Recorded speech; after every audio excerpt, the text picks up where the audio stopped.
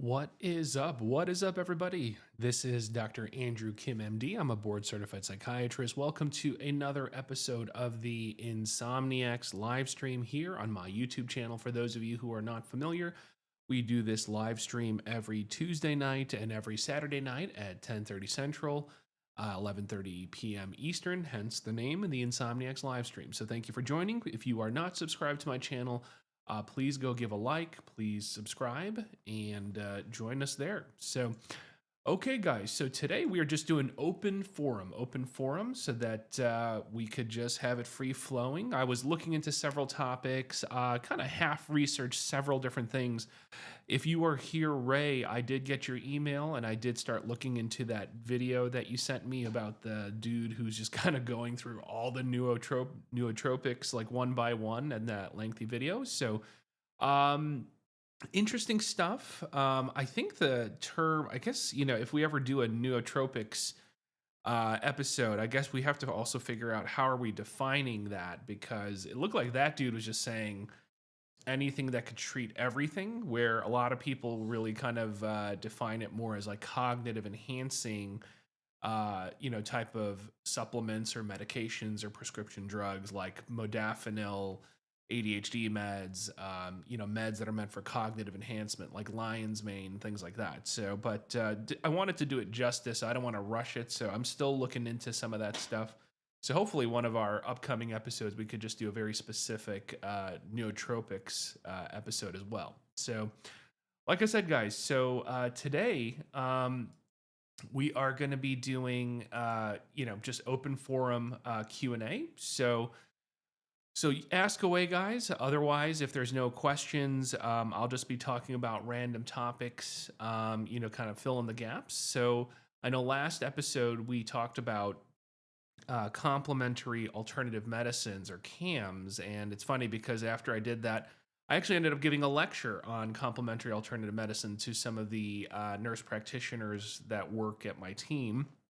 And we had a pretty stimulating discussion, just like we had a pretty stimulating discussion in our previous episode last time. So, one of the things that I ran across, and this was kind of to my comment during that CAMS episode, about my concerns about, again, I recommend very selectively. Hey, what's up, D77? We're just doing open forum Q&A today, so shoot your questions my way, minus questions that are very specific to your personal medical care. I'm happy to answer whatever general questions. Babs Forever, thanks for joining, Babs. If please throw some questions my way, Babs. We're just doing open forum, ask a psychiatrist version of the live stream today. So I'll be on for probably at least 45 minutes if there's enough people to keep asking me questions. So throw your questions my way. The only questions I can't answer are about your personal medical care. So I was talking again about complementary alternative medicines to my team. And as I was doing more and more digging into PubMed and reading a lot of different journal articles, Cult 45 beer. Hey, what's up, Ray? Ray, I mentioned earlier, if you joined a few minutes late, I got your email. I did start watching that video.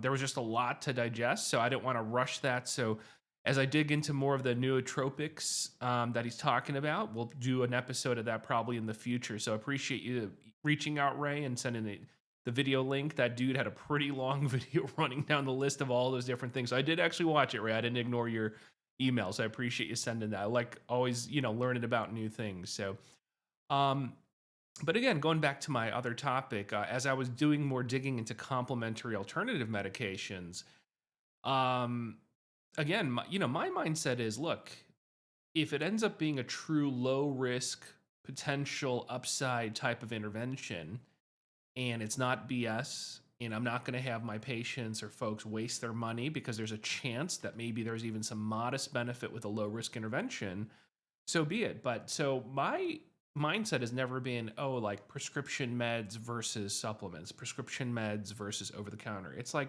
you got to view it on a spectrum. You have to have an open, flexible mind. You got to meet patients where they're at. But I also don't want to waste people's time, and I don't want to waste their hard earned money, right? And so the problem I have is just kind of the lack of regulation with some of these over-the-counter supplements, right? And we talked about several things last time, right? We talked about omega-3 fatty acids. We talked about a little bit about St. John's wort and this and that. So I did more digging into St. John's wort, and again, I mentioned like it truly has actual SSRI mechanisms, right? So that's why I do believe it makes sense why places in Europe, like in Germany, they actually use it for mild to moderate, cases of depression sometimes. But you also get the side effects, just like with SSRIs, right? Nausea, diarrhea, headaches, et cetera, et cetera. And even sexual side effects, right? Hence, it shows you that it truly has some medicinal properties, right? Like an SSRI. But here's the crazy part. I found a couple of articles that verified this several times, going back to my comment about regulation.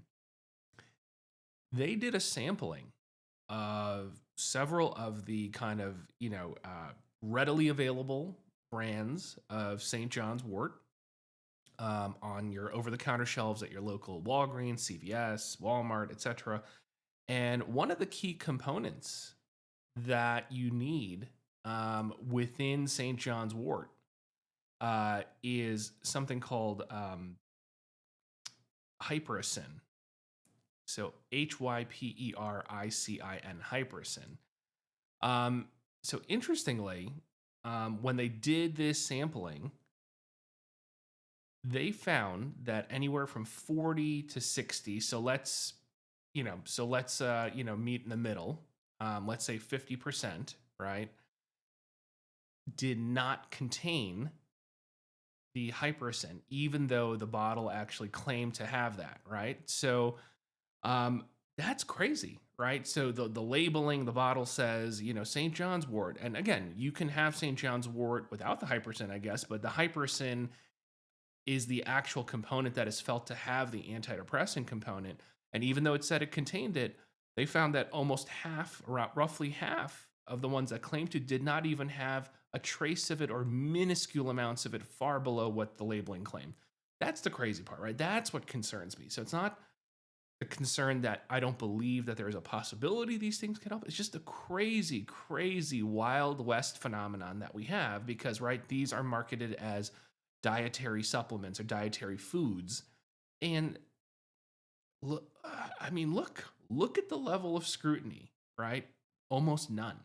It's just crazy. It's crazy. So let's go through. So, great topic. So Babs, thanks for the question. It says supplements and vitamins are more expensive ones any better? No, not necessarily. Not necessarily, Babs. So let's walk through it. So if you missed the last episode, right? I believe, like, I'm going to give you a couple of examples, right? I do believe that omega-3 fatty acids, and keywords, I'm not overselling it, has decent evidence that omega-3 fatty acids can potentially be a good supplement to aiding and treating depression, potentially. It has close to 50 randomized controlled studies of decent quality that show some evidence of that. Again, is it going to help everyone? No. Will it help some people? Potentially. And trust me, if you go on Amazon or you go on wherever and you type omega-3 fatty acid, you're going to find versions that are $150 for a month's supply. You're going to find some super purified version, that'll say $100. Studies showed that the ones they used, where even a percentage of patients got better, they were fine using the anywhere from $10 to $20 a month version.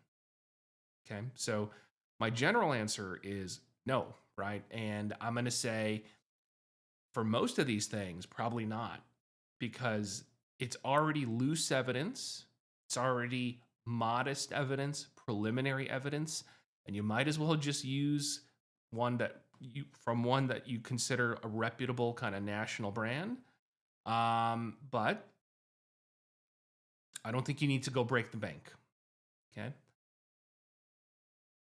Zep says, does magnesium help you fall asleep? Potentially, not for everybody, but potentially, yes. Magnesium, it's a complex thing, but yeah, magnesium could help one go to sleep faster. You don't want to overdo it because you can actually get hypermagnesemia.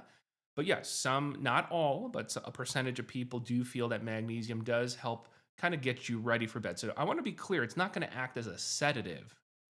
So it's not going to knock you out per se, but I think in preparation for sleep, yeah, I think for a percentage of people, it may actually help. You get drowsy or groggy or kind of relax in more of a relaxed state to get ready to sleep. Okay.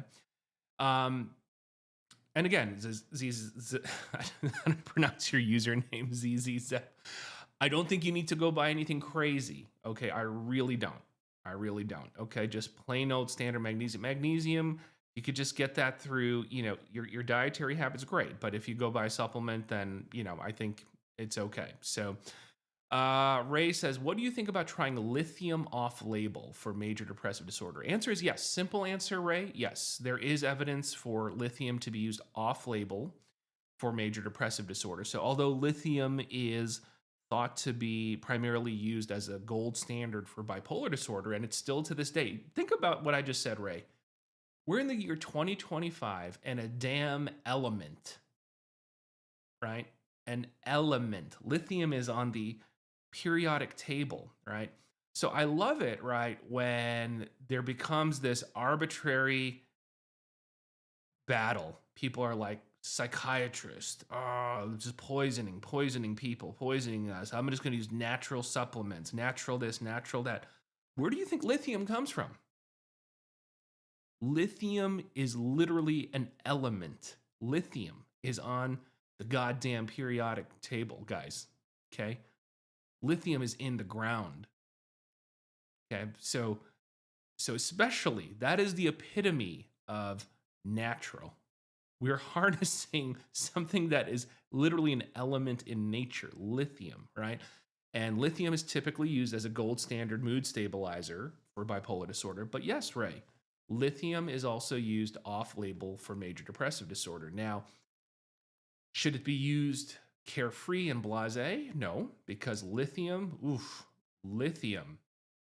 has got some side effects you have to be aware of. And one would have to weigh the risks and benefits of if it's worth it to you in a non bipolar situation to do this. Lithium, standard fare side effects. I don't want to run through the entire list. I'm going to list the unique ones. Standard fare stuff is like you can get GI issues like some diarrhea, stomach upset. You can get drowsiness, tiredness. You can get, things like that. Standard fare stuff, dizziness, etc. But here are the more intermediate, longer term stuff you have to look out for. Lithium, unfortunately, can affect your thyroid functioning. That little gland right here, in the front of your throat, in the front of your Adam's apple. Sadly, lithium can cause and induce HYPO, hypothyroidism. So it is important for anyone who uses lithium, whether you're using it for bipolar disorder, whether you're using it in non-bipolar disorder as an augmenting agent for difficult to treat depression in a non-bipolar situation, one needs to make sure whoever is prescribing this to you, or maybe coordinating with your primary care physician to check your thyroid functioning before you start it, ideally, okay? And then I would actually say typically within the first 1 to 2 months, I would say once you've figured out your stable dose, then I would say maybe within the first month of that, but within the first 1 to 2 months to recheck it again, because you can actually detect it that early that your thyroid gland is actually being affected and that your thyroid may not be functioning like it's supposed to. And if you catch it early enough, it's reversible. You let it go so long that you ignore it, I'm sorry. You may have literally caused yourself hypothyroidism. And that sucks. Okay. In the long run, probably longer term, one needs to look out for your kidney functioning. So, still to this day, even though this has been used for like over half a century, okay, we don't know the exact causality, but chronic exposure may put you at increased risk, at least correlatively, of reducing the efficiency of your kidneys' clearance, ability to clear things out, basically. Okay, so over time, let's say this is probably more relevant for patients who have bipolar disorder and are using this as their long-term treatment for bipolar disorder is to regularly check your kidney functioning, at least in the maintenance phase, at least once a year. Okay. Because, yes, with long term use, there could be increased risk that your kidneys may not function as efficiently. So think about what I just said, right? Uh, Kidney functioning in the long run, thyroid gland, and then your usual standard fare shorter term side effects. So that's why, people have to take it seriously when they take it. I will say lithium of the mood stabilizers, meaning lithium, Depakote, Tegretol, lamotrigine. Lithium is actually the safest one during pregnancy. So, um, let's see. Let's go down the list. Um, so ZZ Zip and D77 about the magnesium. Yeah, interestingly, so D77 says magnesium has definitely helped me with anxiety when I was going through some opioid withdrawal. So here's the interesting thing. Magnesium, again, some of this is theoretical, but magnesium, why some people do use it for sleep, or as D77 said, for him for calming, for anxiety, is the theory is that magnesium may bind to GABA receptors, GABA. And we've talked about that numerous times. I know it's an oversimplification, but GABA is that signal to reduce nervous system excitability, to promote kind of a relaxation kind of phenomenon.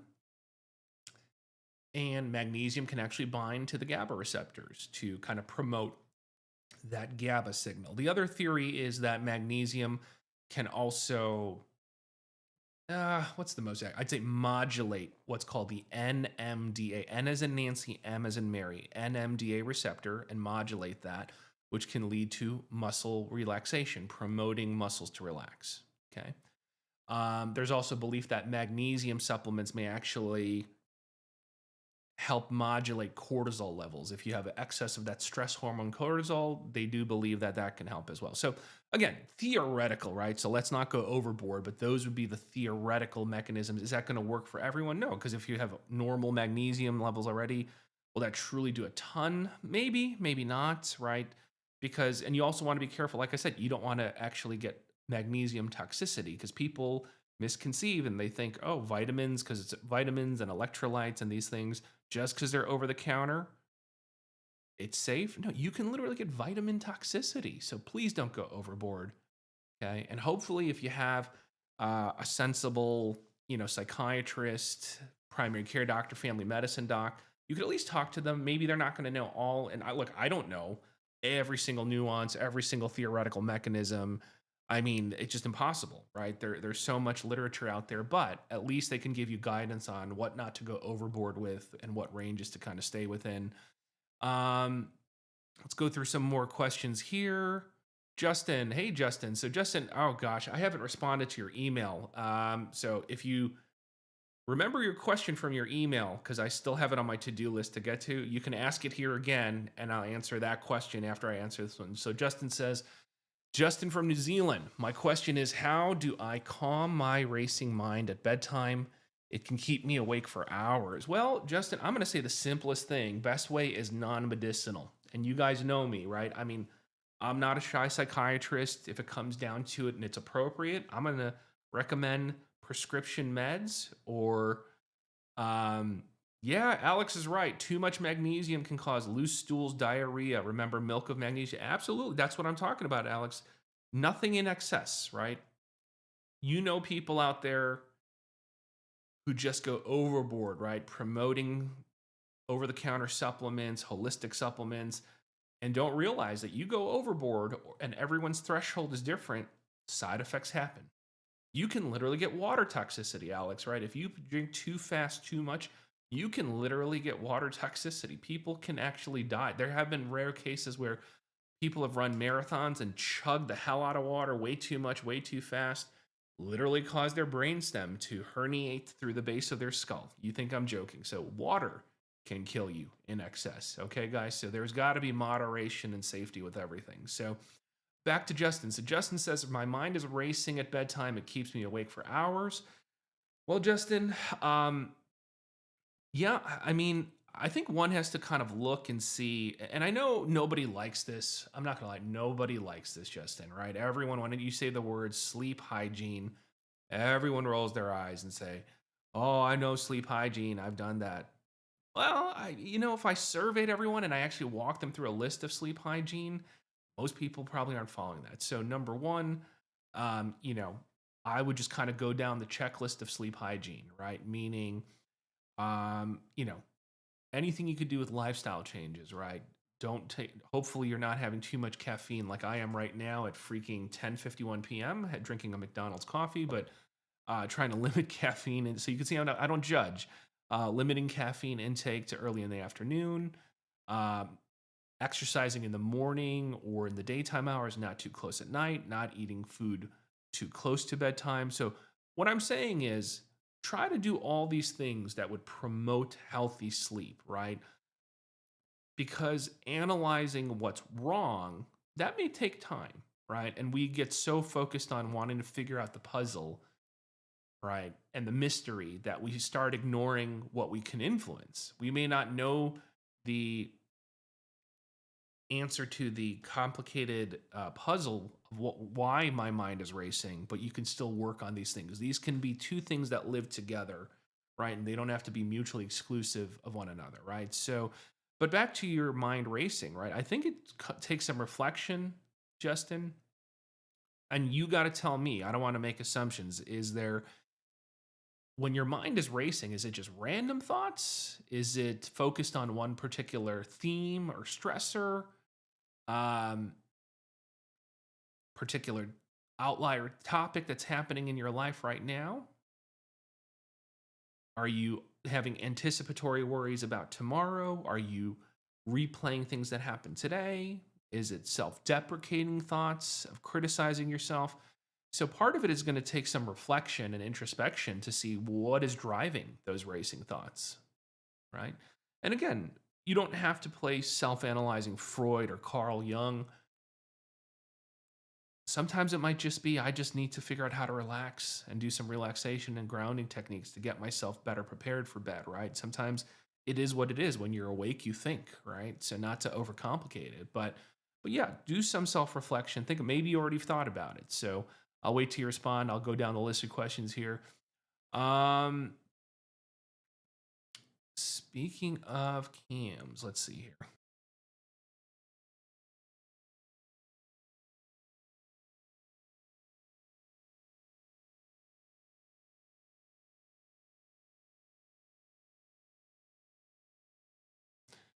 Let's see.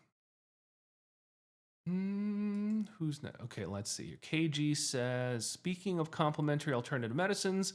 So KG says, speaking of CAMs, have you heard of lithium carbonicum as a homeopathic OTC pain reliever? Um, yeah, I mean, look, there are some studies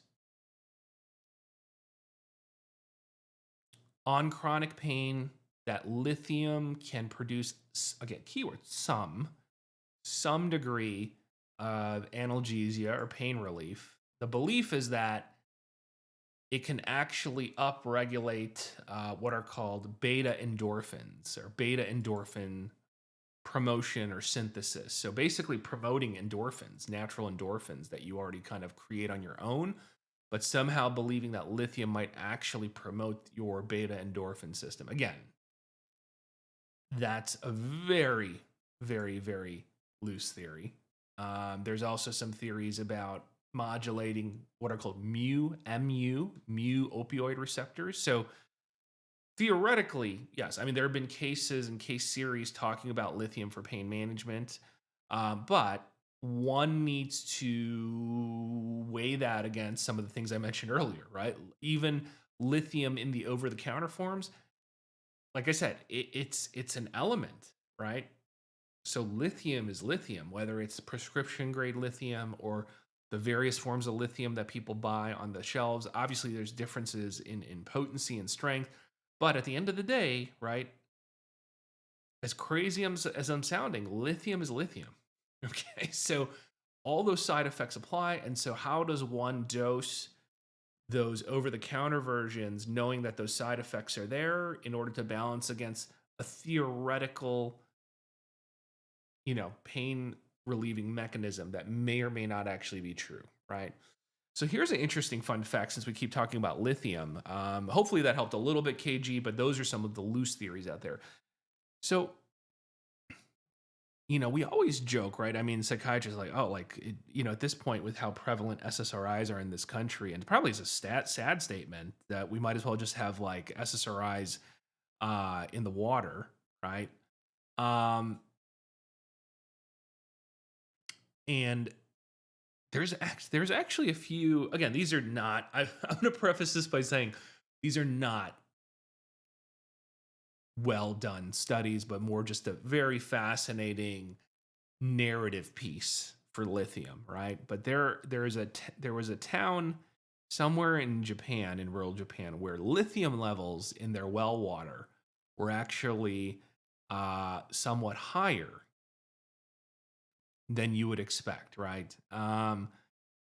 Again, is this really from the lithium, or is this really a cultural thing? Is it a regional thing? Whatever it is, but interestingly, folks in that town seem to have lower incidence rates and prevalence rates of depression, mood disorders, anxiety, etc. Right. So, speaking of putting psychotropics in the water, apparently there is a town in Japan where the natural levels of lithium are actually higher than one would expect in their well water. They seem to have lower incidence of some mental health disorders. Whether that's really something, I don't know, but a cool story nonetheless. So, um, let's see here. So let's see. Dennis, welcome. Dennis is let's see. Oh, let me see. Let me not go out of order. Brian Deshane says, Dr. Kim, what can be done to get off opiates mentally now that the pain is gone since my 4th neck surgery? 7 level PCDF, that's so KG says SSRIs in the water, San Paroxetino. That's another. KG, please, can we talk someday? We need to make at the very least, a sticker, a series of stickers or decals, right? Maybe bumper stickers, right? So stickers, mugs. Got to broaden our minds from T-shirts, right? So T-shirts drop shipping costs so much to create these crappy tees that no one wants to buy, right? From these influencers out there. Let's do something cheap and fun. Let's do decals for your laptop, decals for your bumper sticker, whatever bumper stickers. But that's a good one, San Paroxetino. Anyways, okay, Brian, if you're still here, Brian, again, I want to be careful. I don't want to give you direct medical advice. I want to speak in generalities. But are you saying that physical pain is over and you're trying to now get off opioids or opiates? Let me know if that's the case, and then I'll get back to your question. Alex Wallace says on lithium for 12 years, it sounds like. Helps depression a bit, no thyroid or other side effects, kidneys were, yeah, absolutely, Alex. So a lot, and I'm glad. I'm very glad. Not everyone gets the thyroid problem, just something we have to be transparent about. Talk to our patients about. It's a hard conversation. Like, when I feel like someone really needs it, I kind of cringe because I know that especially if they've never been on something like that before, when I rattle off these things, I try to give it with nuance, but it's scary to hear that stuff. But I'm glad that, yeah, again, not everybody gets it. So I'm glad you haven't and your kidneys are working. And yeah, and lithium, in addition to that, we do use lithium to try to reduce suicide risk. We could talk about that on a different episode one day. Ray LA says, that's interesting, KG, about lithium as a pain reliever. Dr. Kim, I've read something about a train of thought that depression is a form of non-physical pain. Have you heard of that? Yeah, I mean, I have. I mean, it really gets into this existential, metaphorical, psychoanalytic realm. I mean, yeah, I think that's an easily relatable thing. I think for anyone who's gone through clinical depression, And I went through a very, very dark chapter. Probably a year after my first marriage. I'm on my second marriage now. And that marriage, led to a pretty messy, unhealthy relationship, very unhealthy relationship. Ended up in pretty, sudden, rapid divorce during one of the busiest times of my life when I was training. And yeah, I talked about it in one previous episode, so I'm not going to rehash memory lane here. You can go back and find it if you want. But yeah, if that wasn't pain, I don't know what is. So, for those when I talk to my patients, I don't always overshare with my patients, but if they ever ask me if I really understand what it's like to go through depression, I say, yeah, I've had one really bad episode of it in my life around that time. Um, Fortunately, not everyone does, but I had great colleagues and I had friends who really went out of their way to help me out when things were at its lowest. They begged that I go get some help, which I was reluctant to do because I said, why the hell would I need help? I'm almost an independent psychiatrist. I'm basically like a year and a half away from being a full-time attending physician. I'm a psychiatrist. What am I going to go learn from a therapist? I know what to do. I'm the one who's supposed to be doling out advice, right? So of course I was stubborn at first, but things got worse and worse. Sad to say, yeah, I definitely contemplated ending my life several times, got pretty close one time. I wanted the suffering to end. So on a metaphorical, emotional, psychological level, pain. Yeah. Again, I'm oversimplifying Freud, right? But Freud used to say that depression is essentially anger towards inward at oneself, right? Right. So, um, yeah. And so there's self loathing, there's self criticism, there's self deprecation, there's self hatred. So I know those are emotional words, but I do think, like you said, it's a non physical form of pain, in my opinion. And suffering is probably the more appropriate term. So, um, yeah, okay, Jesus, psychiatrist, heal thyself. Yeah.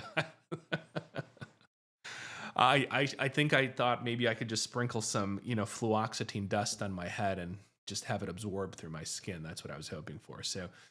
Um, so Alex says, "Wow, I've been on psychotropic meds for 46 years. Not continuously, maybe 5 to 6 have worked. Help without major side effects. Now taking on 4 and no major good. Yeah, Alex, and you're right. Gosh, in the year 2025, God, it's so sad, guys, that the field of psychology, the field of psychiatry, we are still relegated to trial and error. Good Lord, guys, we are still relegated to trial and error. I I just can't believe it, guys. So, but yeah, so you have soldiered through it out. So you know what I mean, Alex. You've probably done numerous trials. I'm sure there were ones that you stopped after having some adverse effects or side effects, but I'm glad that your current regimen is not causing you too many problems. That's hard to do. So kudos to you and the providers who stuck it out with to be patient. I wish we had a better mechanism. I really wish we had a better mechanism. Yep. So let's see here. Dennis says, what do you think about the work of Dr. Dale Bredesen regarding reversal of cognitive decline? I'm not familiar. I'm never going to pretend like to know crap I don't know. So, Dennis, if you're still here, give me a little blurb. Give me a blurb or give me a little link somewhere so I can do some research. But summarize for me and the regulars here. There's like at least 13 people here right now. So, who is Dr. Dale Bredesen and what is a snippet or a succinct summary of what they're researching, what they're doing? Give us a clue. I'll look into it, but yeah, let me know. I'm learning from you guys too, right? So, all right, let's go down the list here.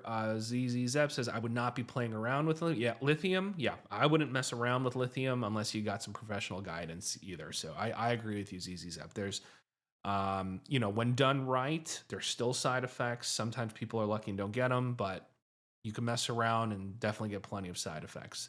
James says, thank you, Dr. Kim, for doing these cats. I went to ECMC Detox in Buffalo. I'm off the hand sanitizer. Thank you, sir. I got a lot of help with mental help as well. All right, James, we gotta let me cue it up on the soundboard and be cheesy here, because you know what? You deserve cheesy and you deserve some cheering right here. Let's go.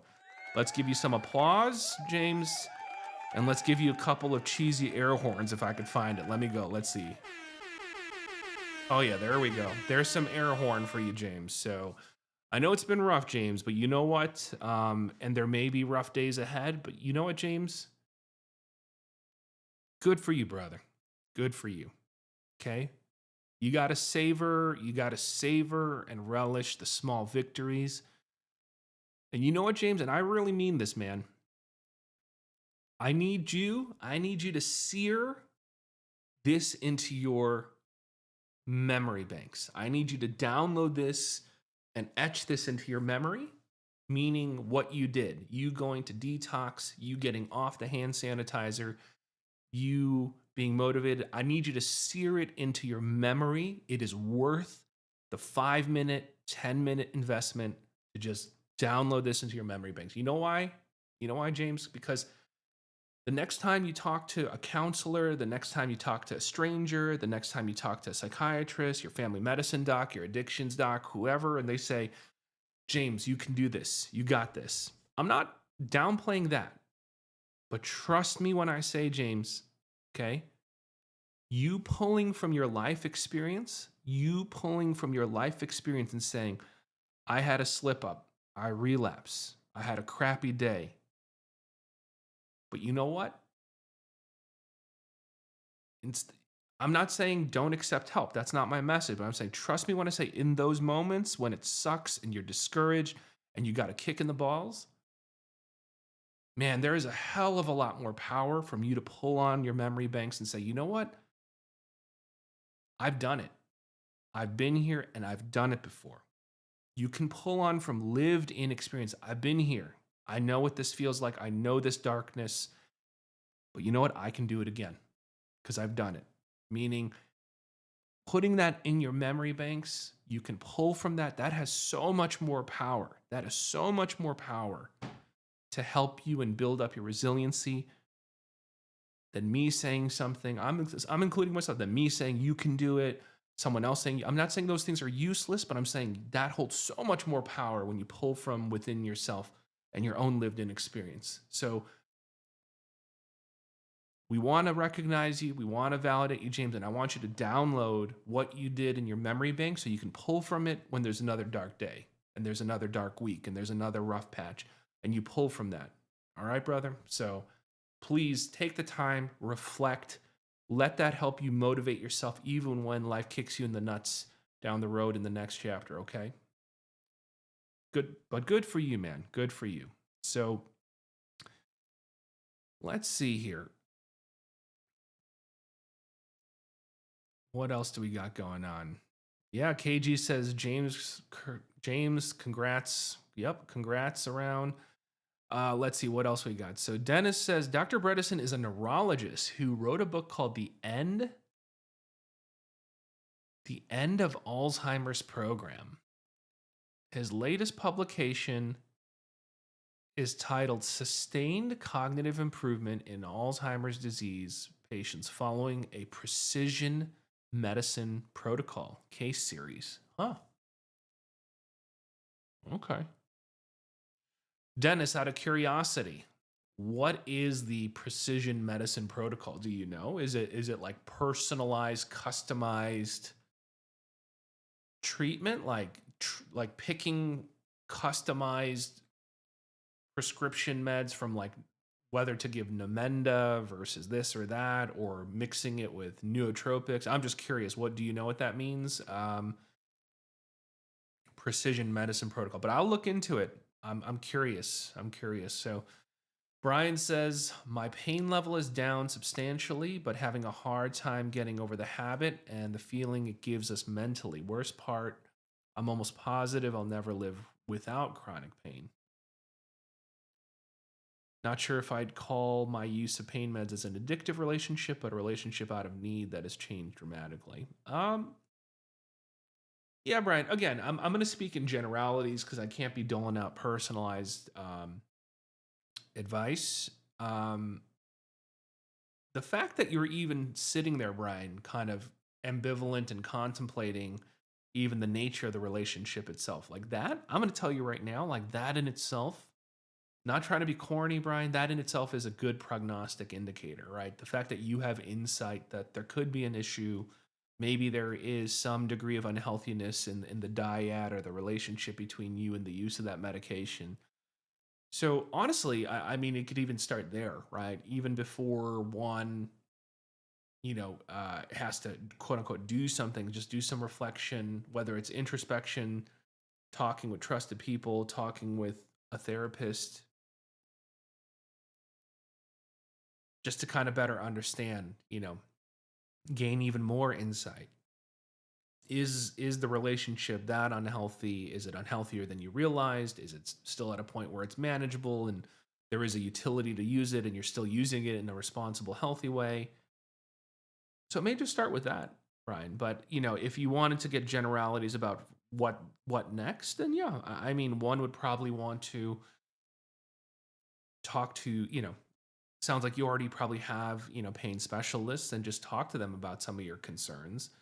And I know it's a hard conversation, right? Because I think the moment that you say like I'm worried, there's always a concern that people have that somehow you're going to be viewed or judged as someone who's indicating they're misusing it. Um, or abusing it, and then you're going to be seen in a different way, you're going to be cut off, right? So I understand the leeriness sometimes depending on your rapport. Some doctors are great, and some doctors, pain specialists, are willing to have that conversation and probably be glad that you're proactively bringing that up. But I know there's other clinics where you bring it up and they're like, oh my gosh, and they just make assumptions and they cut you off. So I know that could be a challenging conversation to have. um, but yeah, but hopefully if you have a good rapport, something that you could be open about and just say, what are my options? Right. And there are plenty of options, right? Some of the options are maybe just having the clinic themselves keeping closer tabs on your use, just making sure you're not getting excessive supplies of it. There are other options, obviously, beyond opioids. Obviously, it's a balance of, can you still get adequate pain control, though, without the use of opioids? So whether it's partial opioids like buprenorphine, non non-full opioid, non-partial opioids, right? And I know people are going to roll their eyes, but yeah, but whether it's, like gabapentin, Lyrica, SNRI, tricyclic antidepressants, etc., amitriptylines of the world, right? Duloxetines of the world, or none of the above. Utilizing, lifestyle and therapy interventions, mindfulness, etc. But there are ways. There's numerous pathways, but I would say maybe even just start with just more self-reflection, thinking through the ambivalence, the conflict. I don't even know what the right word is. It might not even be a conflict or ambivalence, but just kind of the fact that you're sitting there saying, huh, maybe I need to look at the nature of this relationship, a bit longer. I would say worth doing. So going back to other comments. So let's see. Dr. Bredesen, let's see. KG says Dr. Bredesen is a neurologist who's developed a program for cognitive decline, blood tests, assessment, nutrition, supplements, exercise, sleep hygiene, stress management, and brain stimulation. Um, Vitamin B12 and D are part of the Bredesen protocol. So is exercise 30 minutes per day, 5 times a week. Dr. Bredesen just published The Ageless Brain. Well, yeah, I mean, I got to go take a look. At least that portion, right?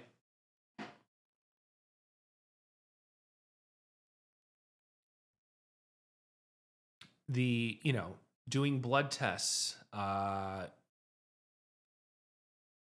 assessments, nutrition supplements, exercise, sleep hygiene, stress management, brain stimulation, exercise. Yeah, I'm all for that because there is evidence, right? There's for Alzheimer's, there is evidence doing all of the above at the very least can try to almost preserve, for lack of better term, like the reserves one has. There is some, again, I'd say mild to modest evidence that these things can at least slow down decline. And I'm saying even without the use of medications, like your traditional Namendas of the world and acetylcholinesterase medications, right? So, yeah, I mean, none of that sounds off, wacky. B12 and vitamin D, yeah. I mean, I think with caution there, right? If you said to me from the latest meta-analyses, right, is there any significant evidence, compelling evidence that I'm going to keywords here in a healthy subject. So I didn't say Alzheimer's, in a healthy subject. So going back to the question that Ray had for me last episode about nootropics, right? So if we're talking about nootropics as from a cognitive enhancer mindset, latest Cochrane reviews, right, actually show there's no compelling evidence for coenzyme Q, L-theanine, which is a popular one, even omega-3, even though I said for depression, but for cognitive enhancing in healthy subjects, omega-3 fatty acids, vitamin B6, vitamin B9, vitamin B12. No great evidence that this will enhance cognition and enhance memory in keywords, healthy subjects, okay? Now, when we're specifically talking about the elderly and maybe MCI, mild cognitive impairment, kind of pre Alzheimer's, or let's say already in the stages of Alzheimer's, then I think that's a different story. So I wouldn't be as opposed to that notion there. And partially due to the fact that we do see so many nutritional deficiencies in the elderly. You can see to the comment about vitamin B, you can literally see vitamin B and folic acid deficiencies, and then that can even worsen neuropathy. And if you have neuropathy in your feet, you don't have a great sense of balance. That can then enhance fall risk and balance risk. And trust me, when an elderly patient or an elderly patient with dementia trips and falls and breaks a femur, breaks a hip, that is like the death spiral. Okay. So whether even I know that's a little bit peripheral. So yes, for helping reserve and restore whatever deficits may be happening from vitamin deficiency from a cognitive standpoint, but there's also other practical, pragmatic benefits. Like I said, as weird as it sounds, there is an indirect link. If you follow that train of thought, folic acid and certain vitamin B deficiencies can actually lead to neuropathies or pins and needle sensations and make it hard for you to have tactile sense of where you're standing, how firm you're standing, balance, and that could lead to fall risk in the elderly. People don't think about that, but so there is a practicality of checking for anemias and vitamin B deficiencies. Vitamin D, I would say, yeah, that's a low risk intervention. We know that vitamin D deficiency itself can lead to depression, and we know that depression itself has a link to cognitive decline, right? So that is a addressable, intervenable thing, even if it's minor or mild or modest. So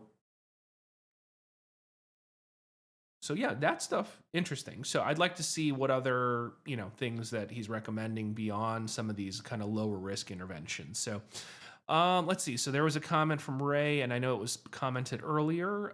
Let's see. Well, ZZ Zep says, advice is sensible. How often do you do Q&A? This is only our second one. So ZZ Zep, if you haven't subscribed, we do Tuesday nights and Saturday nights, 10:30 Central, 11:30 p.m. Eastern. So just subscribe to my channel and look out for the Tuesday, Saturday nights. Most of the time, we do some topic that I have researched. We talk about it together. We banter back and forth. But once in a while, if there isn't anything juicy that really is moving me, we do these Q&As like this to do rapid fire questions. So, all right, let's see here. Ray says, I've heard that sadomasochism is a condition where people derive pleasure from physical pain, but self-hatred has a large component. Yeah, it doesn't always have to be, but yes, but it can be, and we can definitely do a topic on that. I think humans in general, right? Maybe I shouldn't say everyone, but I do think everyone to some degree has a fascination or a curiosity of certain morbid things. I think we do have, unfortunately, whether you want to believe it or not, I do believe on a primal level, you know, all of us are capable of things we probably can't imagine. I'm not even saying that in a pejorative way. I think it's a survival mechanism. When push comes to shove, survival instincts kick in. So I think, and the reason I'm saying that is I think I'm just making the point that we all primally have the capability to be sadistic. We could turn that towards ourselves to be masochistic. So I'm just saying the capability is there. And I'm not saying that everyone is sadomasochistic. I'm just saying we all have the ability to. Okay.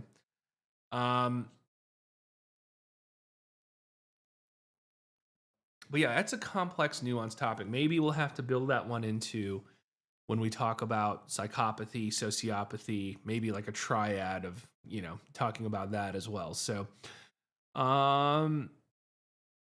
let's see here. So, speaking of trial and error, KG says, have you found benefit from outside testing such as GeneSight to help determine the best medication therapy? Well, that's a fascinating topic. I can't remember. We might have touched on it briefly before, but why don't we dive into that real fast? I actually talked to someone about this recently. Yeah, I once in a while, keywords, once in a while, I will recommend some gene testing like GeneSight. So for those of you who are not familiar to what KG is talking about, there are numerous companies that basically have you take a Q-tip and you take a swab of the inner part of your cheek to get some cells. And so it's not complex. It's very benign. You take a Q-tip, you swab the inner part of your cheek, put it in a little bag, send it off to their lab, and then you get a very complicated 20-something page report basically profiling your liver enzymes, okay? Your liver enzymes. So I want to be clear here. This is where some of the misunderstandings come in about GeneSight testing. People, and I don't blame folks, it's these companies that over promote themselves. Oh, trust me, they do. They say, no, that's not what we say.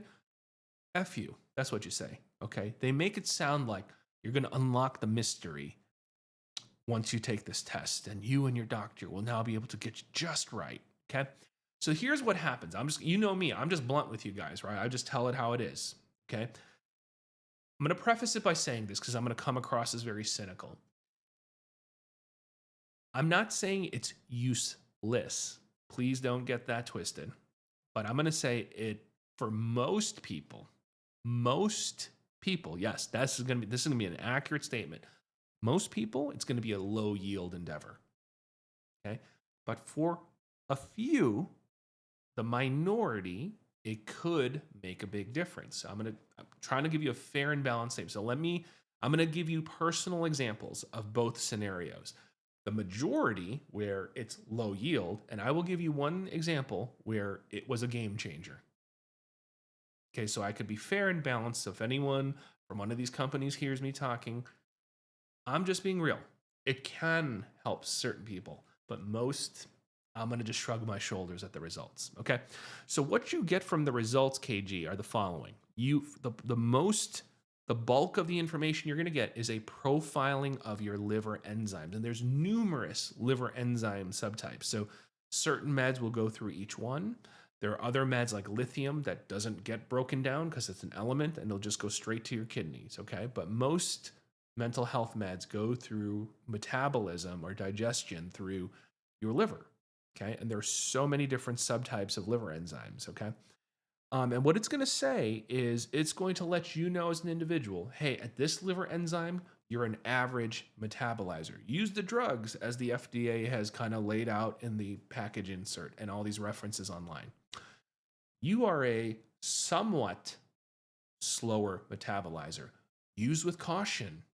You may want to potentially use lower doses just in case you're more sensitive. You may be a slightly faster metabolizer. You might need slightly higher doses. Talk to your psychiatrist if that makes sense for you or not.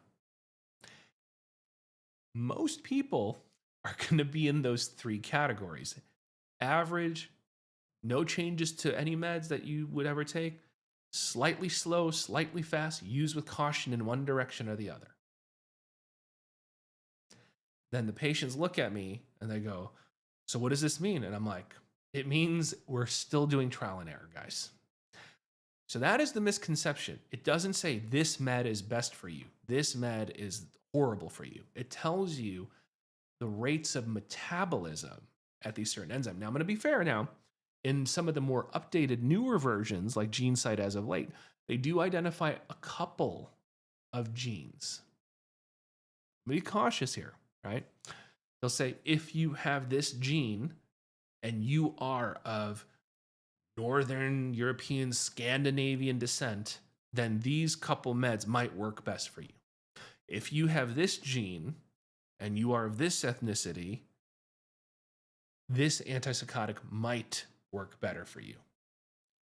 So there are a couple of instances where they might actually say, we'd recommend these meds for potentially a higher statistical chance of success. But that's like a couple of genes, like 2 or 3 at most.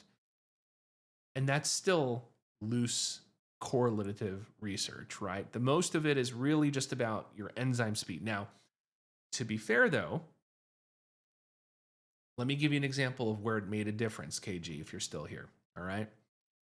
Once in a while, and I'll say once in a while, the minority, right? They'll say, hey, you are an ultra slow. I mean, like real outlier, not just slightly, not slightly slower, slightly faster.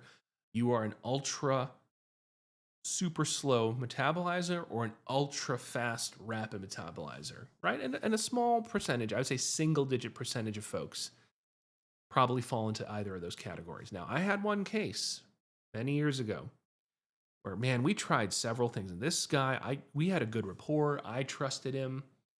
I know that he was being compliant. And he actually had a style of depression that was cyclical in nature, meaning, again, psychiatry is murky. Is all depression built the same? No, hell no. But for whatever it's worth, if we believe in this paradigm called major depressive disorder is felt to be a time-limited, episodic, self-resolving, relapsing and remitting form of depression. Not the type that you have for 19 years straight with no relief, okay? Sorry, right? That's not what the concept of MDD was designed or predicated upon. Okay, now we're making it murky and we're like, we've made these arbitrary distinctions. No, but there's something called TRD, treatment-resistant depression, MDD, and that can go on for years. Then how does that differentiate from what's called dysthymic disorder or persistent depressive disorder or just ambiguous depression unspecified? Then you go in circles with an academic, esoteric circle jerk of a bunch of psychiatrists who think they're smarter than each other. Okay, but if you are an MDD purist, it is a episodic, time-limited, self-resolving, relapsing, remitting form of depression. And this guy met that criteria to the T. So I'm like, what the hell? Therapy, helps somewhat. We've tried so many different meds, 4, 5, 6 meds. Side effects aren't even bad. It's just we're not really even seeing much of anything. So let's do the GeneSight thing, right? And what triggered the GeneSight thing was I actually had this dude on nortriptyline. So that's an old school tricyclic. And the reason that I did that was we tried like 4 or 5 different things. I'm like, you know what? I'm going to actually prescribe one of the few antidepressants, one of the few that actually has practical guidelines with blood levels to guide dosing to get into at least a loose therapeutic range. It's not some specialty lab that goes to, some place that takes 5 weeks to get results. Like you can get results within a week. So I said, let's put you on some nortriptyline. Let's just make damn sure that we're getting you to a good level, because this is one of the few that we can check blood levels. And God, at first the levels were really low, and I'm like, oh, it's just because we're probably, titrating. I just figured in my head he's probably maybe a little bit more of a rapid metabolizer. Then we started cranking it up, and the levels just would not budge. There were subtherapeutic blood levels. I'm like, what's going on? I had to question the dude. Are you really taking this? Are you skipping it? I'm not going to judge you. I just need to know, because I don't want to be wasting your time, and I don't want you wasting your time. He swore up and down that he was taking it religiously. So that's what triggered the gene site testing. Let's see what the hell's happening here. And that's when we got the result for this one guy. It said, you are in the less than 2% of these ultra rapid metabolizers with this specific gene, and saying you might be metabolizing X, Y, and Z medications, and one of them was nortriptyline, so quickly, you may want to consider other medications. And I said, hot damn. Out of the 70 something 100 that I ordered prior to that, this is the first one where I was just like, holy crap. Guess we got to switch meds because of the results of the test. And we tried some of the other ones where he was not a ultra rapid or rapid metabolizer. And guess what? We got a much better response. So that's one success story. I've probably had 2 or 3 success stories in almost a decade and a half of either looking at these tests or ordering them. So hopefully, I know it was a long-winded story, KG, but as you can see, I actually have a very nuanced opinion of this. I'm not just giving you a generic Googled response. Gave you an anecdote. So once in a while, you might have a game-changing result. But I would say most of the time, you're going to get these kind of very generic, use with caution. Now here is the danger, in my opinion. You get some folks who will interpret the results as if it's dogma and scripture. And I've had patients and family members of those patients saying, I refuse because it says I'm a slightly rapid metabolizer. I'm a slightly slow metabolizer. And I'm like, well, you just crossed off 17 options. And that leaves us, this expensive brand name drug that your insurance won't cover, or this one that's super sedating and I don't want to make you a zombie. And we're boxed in. And that's the thing that I don't think that GeneSight understands and these other folks understand. That's the consequence and ramification of making it seem like it's some perfected science when it's not. Okay? When you also put this and you combine it with, and I'm not saying this in a pejorative way, it's just the truth. You give something that almost seems like 100% foolproof science, and you combine that with neuroticism, guess what you get? Even more neuroticism.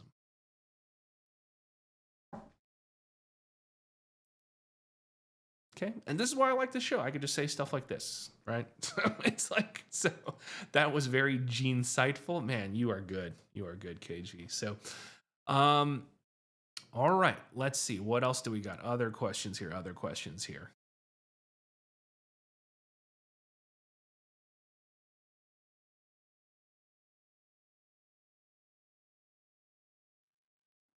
Let's see.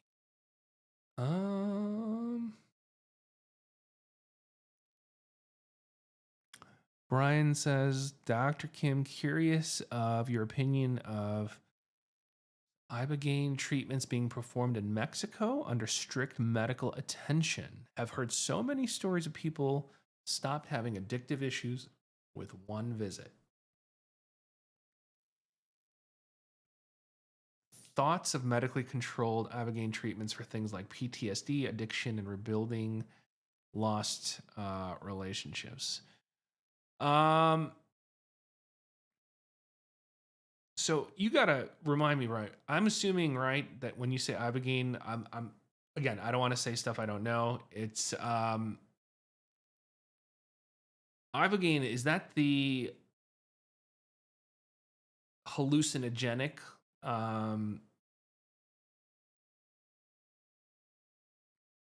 because if it is, yeah, I mean, I'm assuming it's some form of a hallucinogenic, and basically then the mechanism of action would be basically like really potently modulating 5-HT2A, 5-HT2C receptors, which are serotonin receptors. Here, let me look it up just to make sure I'm telling you the right thing here.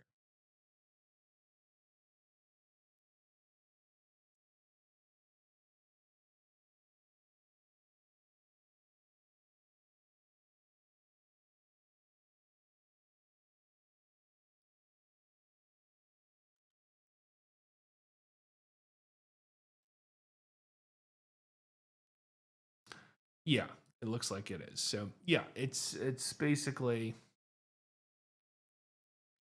a 5-HT2A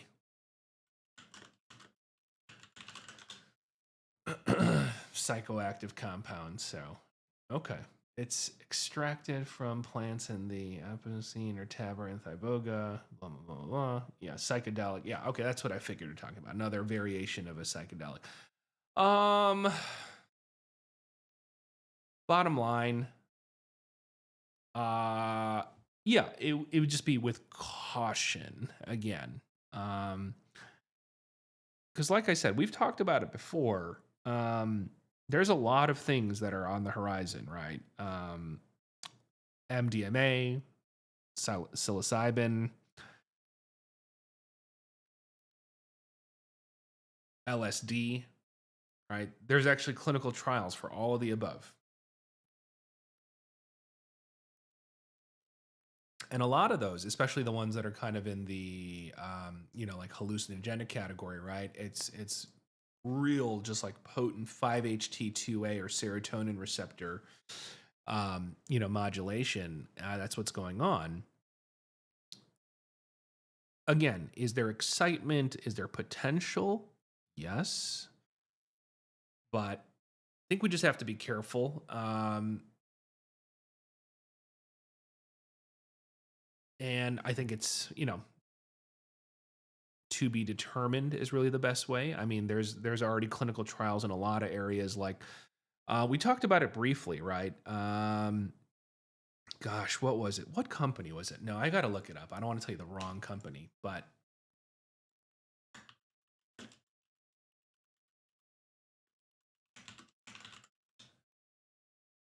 let's see here.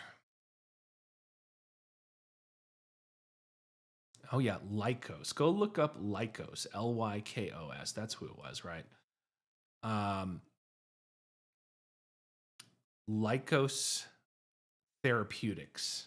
They were the ones who had the MDMA assisted psychotherapy for PTSD rejected for FDA approval. I think that was in, what was it,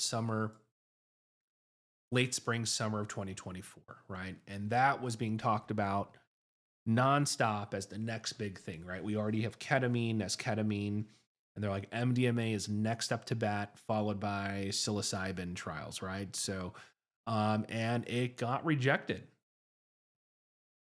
I think the vote was like a vote of like, it was a majority vote to reject it, 9-2. And wasn't necessarily saying that there is no promise for it. So I want to be clear. There was multiple things. Number one, the way that the trial was run was not ideal.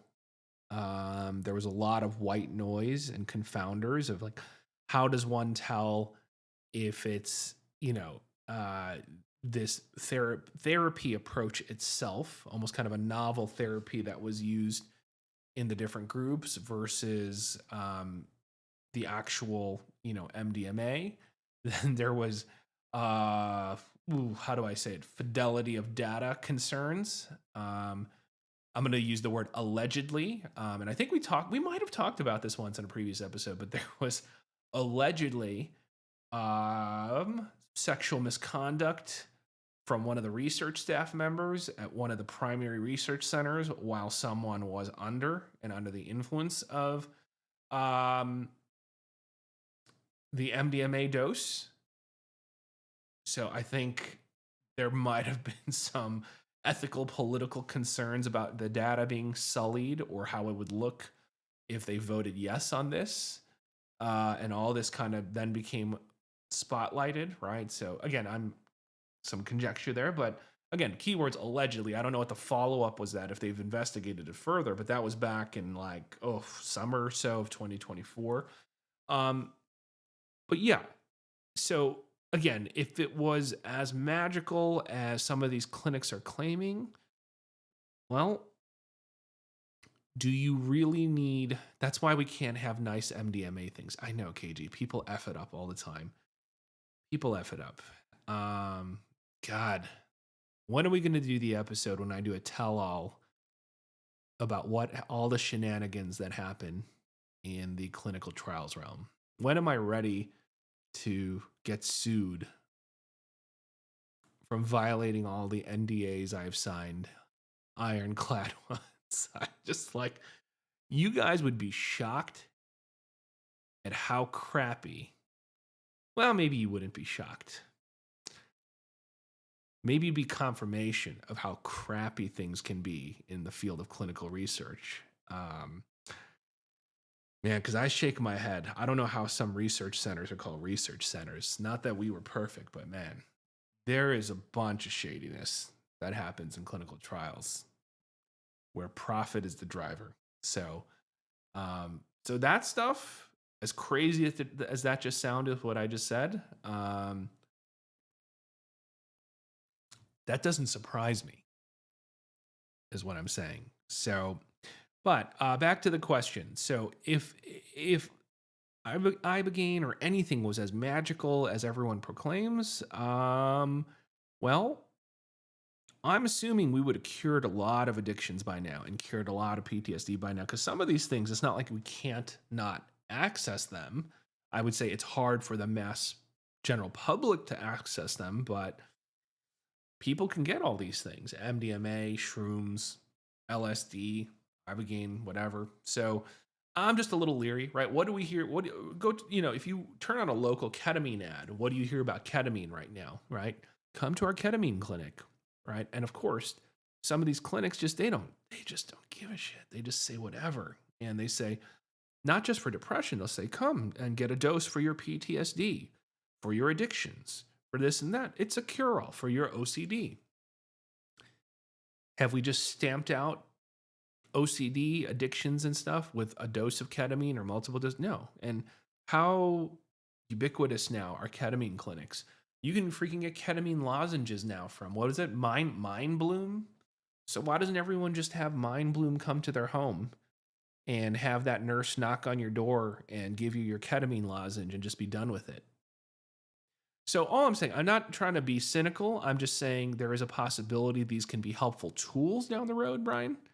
I would just be a little bit leery of proclamations that one dose, is going to take care of these things. We've already seen, even with things like MDMA, psilocybin, LSD, that one dose might have helped for certain mood disorders and PTSD for X amount of months. And then not having longer durability of effect. Like there are some patients who did good for months, some patients who did good for maybe half a year to a year. That's pretty impressive. But many of them still say symptoms came back, right? So then it becomes a question of maintenance dosing. How safe is it to do ongoing maintenance dosing with these kind of potent psychoactive medications?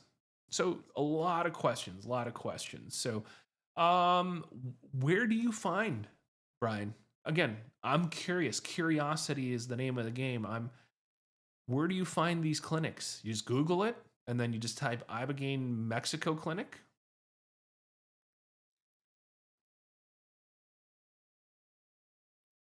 I'm curious. How do you find these things?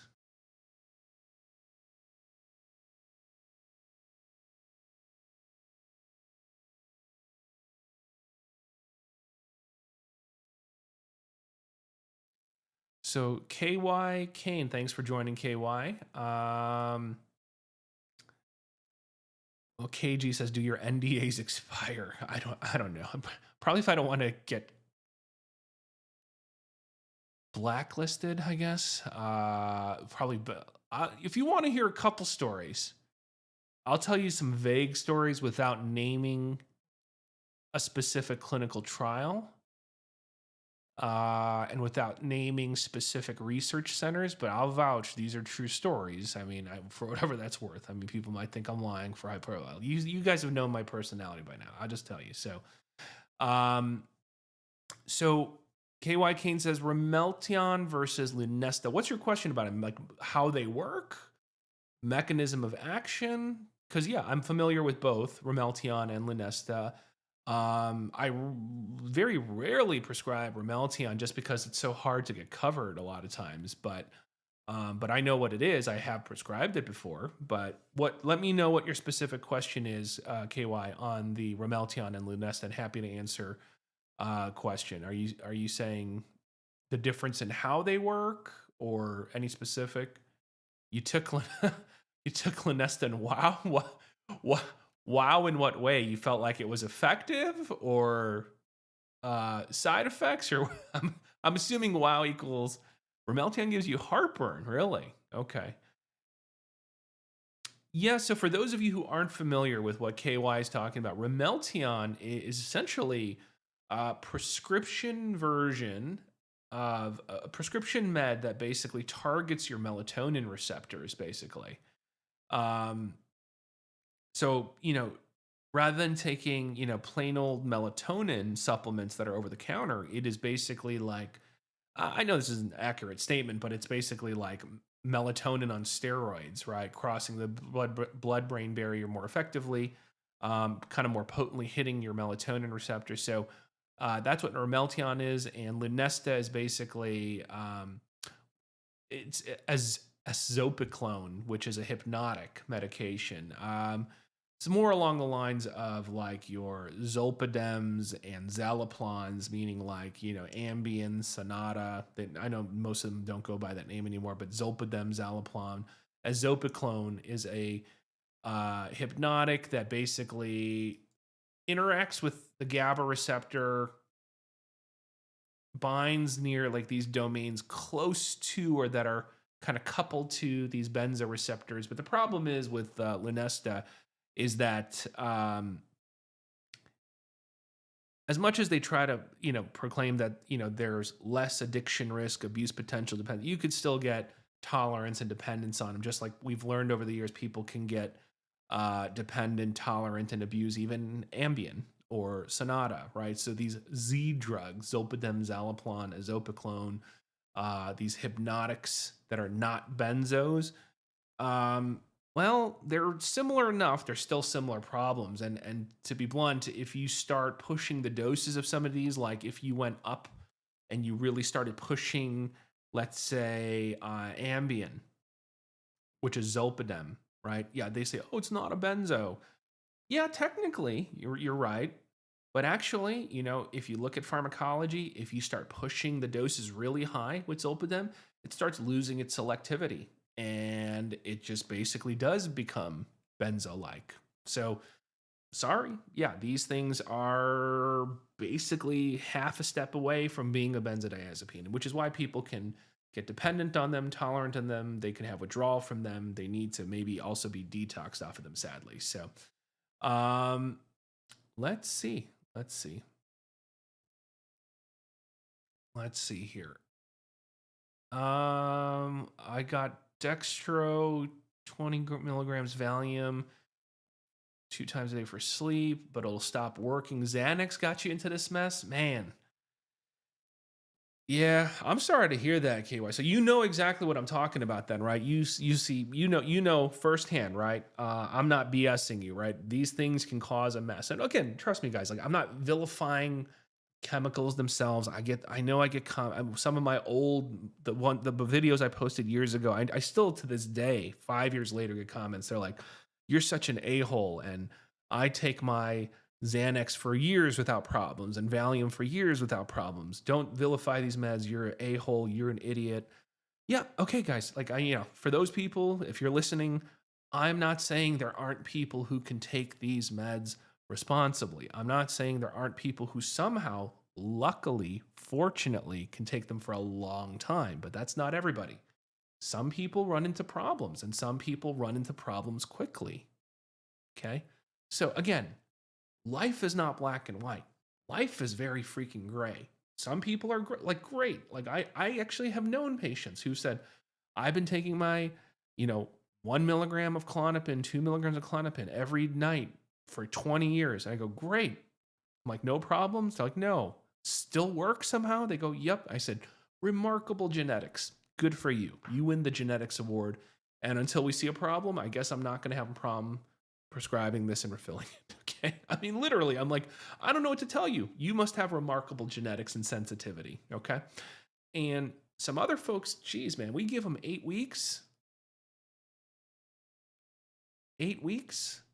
And they already have a tolerance problem. And they say, Dr. Kim, now I need instead of 1 milligram, I need 2 milligrams of Klonopin. Instead of 2, I need 3, right? So that's how much of a spectrum there is, right? With genetics. I mean, you got this old lady taking multiple milligrams of Klonopin that would knock out a 19-year-old. And they're fine after decades of use. And then I get someone who, after 3 months of use, they already have a problem, right? So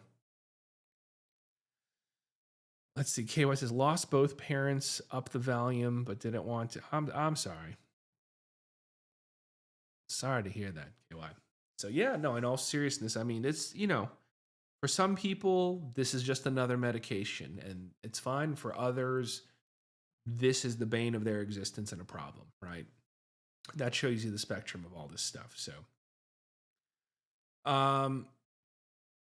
Alex says, I've seen a part of your chats, bright, fun, and different for a doctor. Time, take my meds. Rosero. Knock me out, on to the next night. Yeah, have a good night, Alex, if you're still here. Have a good night. Join us next time. Yeah, no, I'm glad you're able to join and chat. Okay, let's see. Ray says, got my terms mixed up. I meant masochism, not sadomasochism. Yeah. No, I know what you're talking about, Ray. Dude, I can't spell half the time either. So, all right. Oh, Babs, you're still around. Thanks for joining. Any last minute questions, Babs? If you got any more, I'm going to wrap up in a couple minutes here. So last call for questions. Last call for questions. Just a few more. 20-year meth addict and used to drink heavy, so this is a new world. 71 days clean. You deserve, KY. Here we go. For whatever it's worth, let's give you the applause button. Let's give you the cheesy, corny air horn, KY. 71 days clean. Hell yeah. Hell yeah, KY. KY, tell me right now, and this hopefully helps you just say it out loud too. What is your motivation? What is your motivation for even wanting to do this for 71 days? What is your motivation, KY? Which is best, capsules or liquid vitamins? I wouldn't say, Babs, that there's a best actually. So, I would just say whatever is affordable and whatever is easier to take for you. I'm not trying to be blasé about it. It's just, you just got to get it in your body to take your vitamins. People are going to, make arguments about that. But, and again, just regular vitamins, Babs, right? Just so if you're taking a daily multi, you don't got to take super mega versions with like 3,000% of this and that, because you're going to piss most of that out. I hate especially the water soluble vitamins. So I'll be blunt. Whatever's just easier to take. Because some people, it's hard for them to take capsules. Some people, they don't like the chalkiness and the taste of the tablet that slightly dissolves on your tongue before you swallow it. So some people like the liquid. Some people like that. But, so really just up to you. Really up to you, Babs. I just say, again, affordable. Don't go crazy. Moderation. So KY says, legacy, to want my kids to be proud of who dad was. Hell yeah, KY. Hell yeah. That deserves more applause right there. Okay. So whatever you can do, KY, to just keep reinforcing and keeping that top of mind, whether it's reflection, whether it's journaling, whether it's talking to your kids, whether it's whatever it can be. Just how do you just keep that so top of mind that when it's one of those struggling days, when it's those dark days, that you can pull on that. Just like I was talking to James earlier, right? I wanted him to sear his strides and progress into his memory bank so he could pull from his own strides, right? Not just from the accolades or, supportive statements from other strangers saying you can do this. No, just I want him to pull from his own lived in experience. Same thing, right? How do you pull from your motivation? How do you keep that motivation top of mind, right? Because that's what's going to get it done, right? That's why this whole concept of motivational interviewing, MI, came out. Because look, if it was as basic as clinicians like me and counselors and people and your family medicine doctor saying, hey, meth's going to kill you, didn't you know? Better stop. Well, we would have just cured the hell out of everything by now if it was as basic as that, right? But that's the approach we took for decades, scaring the hell out of people, threatening them. Where has that gotten us? It definitely has not stamped out addictions, right? So finally, we've evolved a little bit about how to meet you where you're at. And look, I mean it. Like sometimes when I used to do a bit more of addictions consultations in the hospital, I'd be like, just, what? You're here, meaning you wouldn't even be here in the hospital unless you were at least having an internal battle or argument of like, maybe I should stop, or else you wouldn't be here. You don't have to be here, right? So you're here. So tell me about what's going on with that battle, even if the voice of that healthy side of the ambivalence is small and quiet and low. I just want to hear it. What is it? And sometimes, the person look at me and just be like, I don't know, I'm just sick of this. I'm sick of what? Just sick of this cycle of being in the hospital, wasting my time, feeling gross and nasty. I say, okay, then so what's contributing to that? Well, he's like, they look at me like, well, no doubt, like my drug use. I say, okay. So what are your thoughts on that? And they look at me like I'm weird because I'm like not coming down on them saying like, well, it's your fault, or don't you know that drugs make you sick? I'm just like, no, just so what do you make of that? What are you going to do about that? And they're like, well, I mean, want to cut back. So you want to cut back. So you want to cut back. I'm not even saying it, but you want to cut back. You're sick of feeling sick. You're sick of wasting your time being in the hospital, sick of getting hospital bills. So, it's like you're guiding them to kind of talk through their own motive. Each individual, me, you, everyone's got to identify their own motivating factor. Even if in the beginning, it's just, you're so sick of medical bills. You're so sick of wasting money. You're so sick of wasting time. Maybe that's what it starts with, something as mundane and as rudimentary as that. But you know what? You build off of that. You build off of that and becomes you reflecting on your life, KY, like your parents, you reflecting on your kids, saying, I want my kids to be proud of me. That's a bit more powerful than just wasting money, but you start somewhere and you keep doing this over and over with motivational interviewing because we got to be motivated to make healthy changes in our lives. Can't be told to just do it. Can't be scared to do it and threatened to do it, forced to do it. I mean, education goes a long way, but education goes a long way, but you also need the motivation, right? The live streams, KY, these are Tuesday and Saturday nights. 10:30 Central, 11:30 p.m. Eastern. So hopefully subscribe and join us next time. So, all right, last call for one quick question, if there's any, and then I'm going to jump off. It's midnight almost here. So, right, exact punishment don't work. Exactly, KY. Punishment is a waste. There's still doctors to this day in the year 2025 who use the guilt trip, scare you out of addiction methodology. That's just crazy. That's just crazy.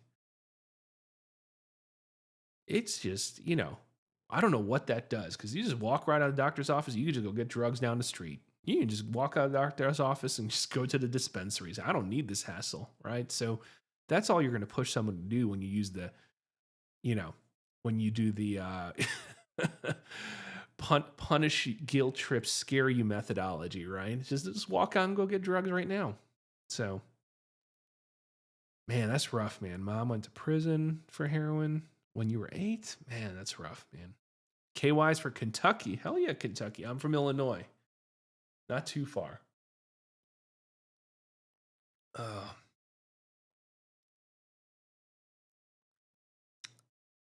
I gotta go visit you in Kentucky. KY, gotta go to a state that's freer than here in Illinois.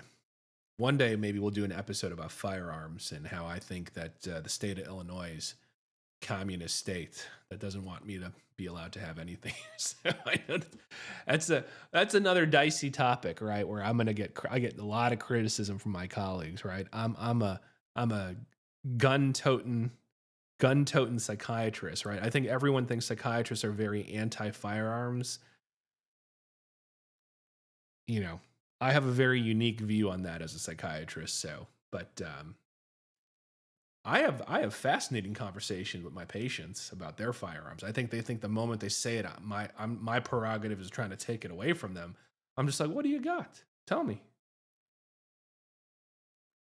And we have a chit, and they just love it because then we build a rapport off of our passion for firearms, and we just have a long-standing conversation, right? And I'll tell you some anecdotes next time. I mean, if you want, like, I mean, when I used to work in the ER and in the inpatient units, my colleagues would go nuts, right? Because they'd be like, "Oh, did you know a patient said that he has a semi-automatic pistol?" And I'm like, "Okay."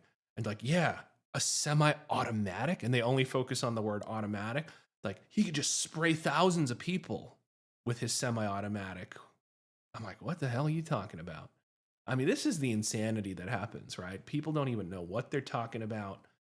Right away, they just want to go and take away people's rights, right? So it's just like there is a weird intersection of mental health and firearms laws, and it's pretty wacky, right? I mean, in the state of Illinois, you get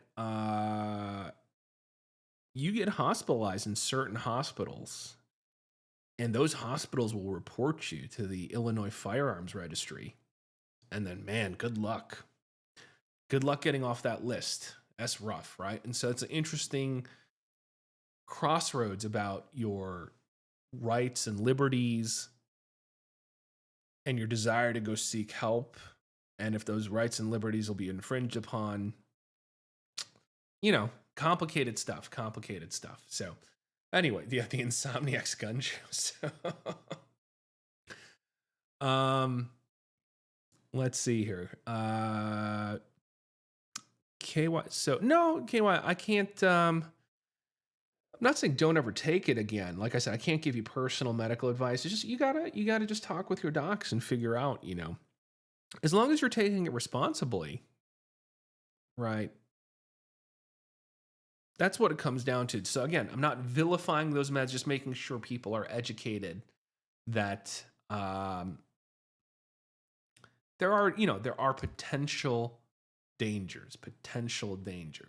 Okay. And so you just got to be mindful. You got to have honest look in the mirror, no BS assessments on are you having issues with it or not, right? So that's really what it's about. So not scaring people to not take Lunesta or Ambien. It's just they do run the risk of causing the same kind of problems that benzos or benzodiazepines can cause. That's all. Because as much as these drug companies like to make them sound like they're totally different, unfortunately they can cause similar problems. So caught a Fed case dropped to misdemeanor. Oh, so you're on so you can't purchase any more new ones, KY? Sorry to hear that. So yeah. No, I know. Firearms and firearms laws get very tricky. So, yeah, God, imagine me, right?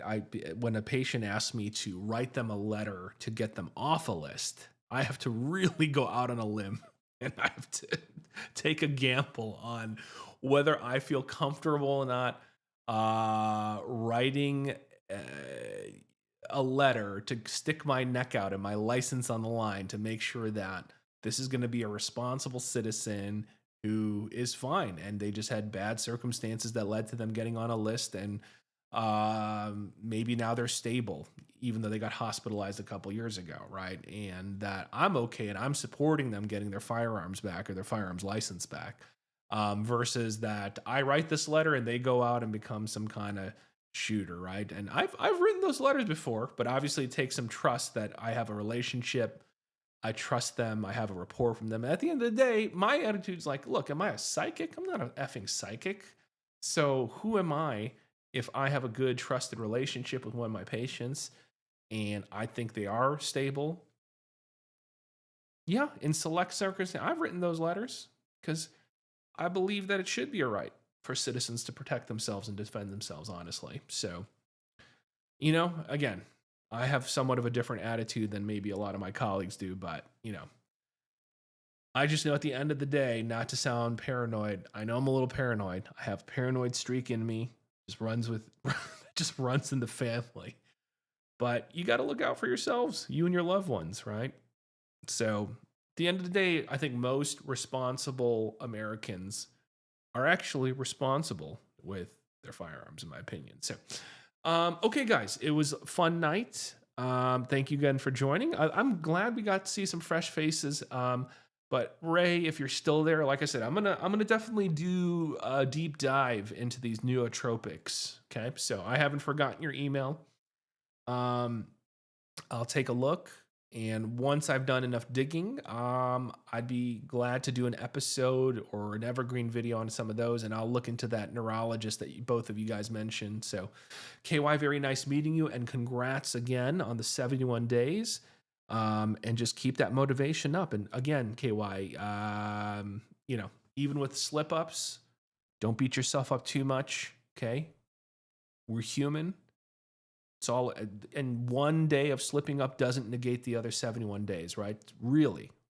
One day does not negate the other 71 days. You got to say to yourself, geez, man, in 72 days, 71 of them went pretty damn good, right? I know that sounds like corny, but it's mindset, and you got to do that, KY. So good for you, man. Good for you, and everyone here is rooting for you. So, all right, guys, you guys have a good night. You guys have good rest of the weekend, and I will catch you guys on Tuesday night. Guys, have a good one, everyone.